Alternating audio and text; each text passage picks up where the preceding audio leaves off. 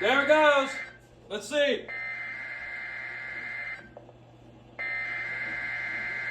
What the f?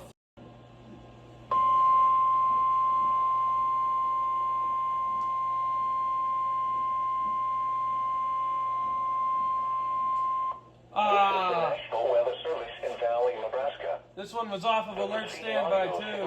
Alarm tones were a test of NOAA All Hazards Radio public warning alarm system for transmitters across eastern Nebraska and southwest Iowa, as well as neighboring portions of Kansas and Missouri. During potentially dangerous weather situations, specially built receivers are automatically activated by the signal to warn of the impending hazard.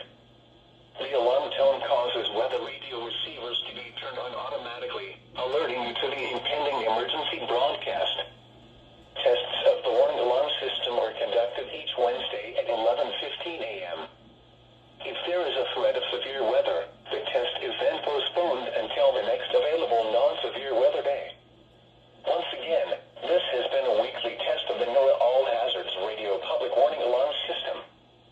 We now return to our regular programming.